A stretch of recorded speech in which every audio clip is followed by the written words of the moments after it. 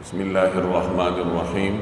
حضرت عباس رضی اللہ تعالی عنہما کی روایت ہے کہ نبی کریم صلی اللہ علیہ وسلم نے ارشاد فرمایا، جس کا مفہوم یہ ہے کہ صدقہ فطر روزے داروں کے روزوں کی بیہودہ اور لغو باتوں کو معاف کرنے اور مساکین کو کھانا کھلانے کے لیے مقرر کیا گیا ہے۔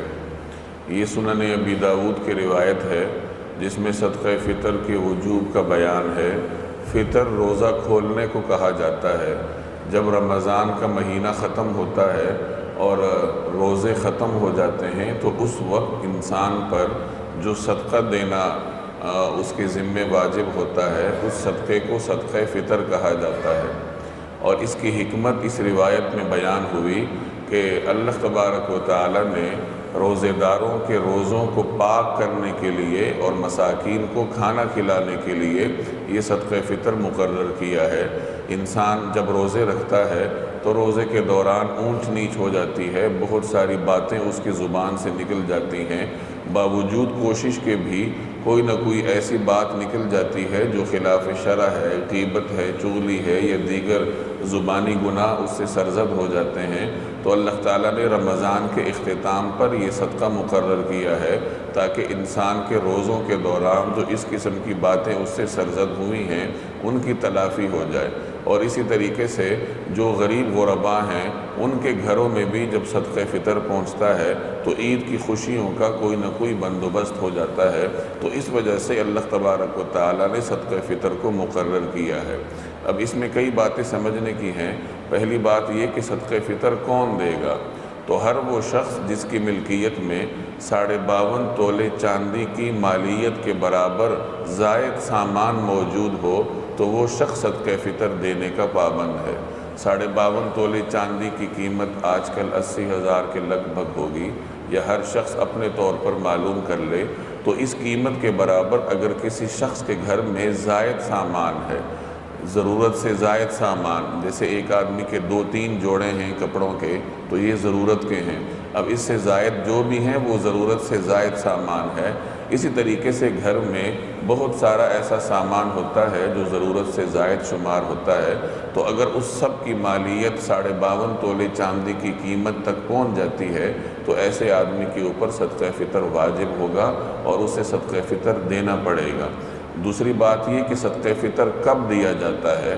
تو صدقہ فطر عید والے دن جب صبح طلوع ہوتی ہے تو اس وقت انسان پر واجب ہوتا ہے، اور نماز عید سے پہلے انسان کو صدقہ فطر ادا کرنا ہوتا ہے۔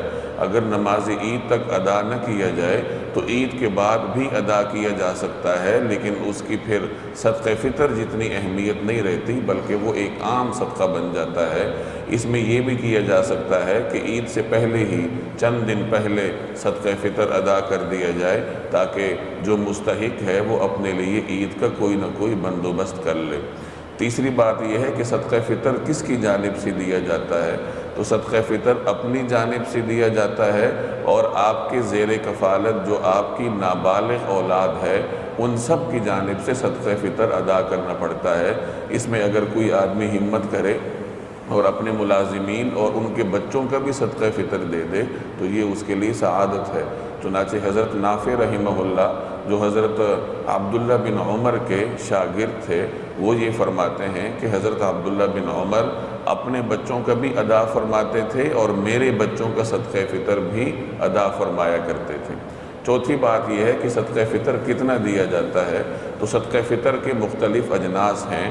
کھجور اور کشمش میں 3.5 کلو کھجور اور 3.5 کلو کشمش اور 3.5 کلو جو، یہ جنس کی شکل میں بھی دی جا سکتی ہے اور ان کی قیمتیں بھی دی جا سکتی ہیں۔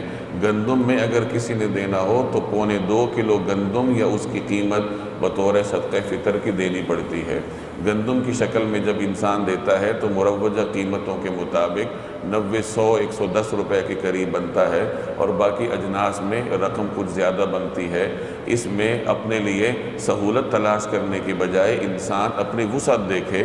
اللہ تبارک و تعالیٰ نے جس شخص کو جتنی وسعت دی ہے تو وہ اس کے مطابق صدقہ فطر ادا کرے۔ اگر کسی کی وسعت کھجور اور کشمش کے برابر صدقہ فطر دینے کی ہے اور وہ گندم کے ذریعے ادا کرتا ہے تو صدقہ فطر تو اس کا ادا ہو جائے گا، لیکن یہ اس کے لیے نامناسب ہے کہ جب اللہ نے اس کو وسعت دے رکھی ہے تو اس نے اپنی وسعت کے مطابق کھجور اور کشمش کی قیمت کے برابر صدقہ فطر ادا کیوں نہیں کیا۔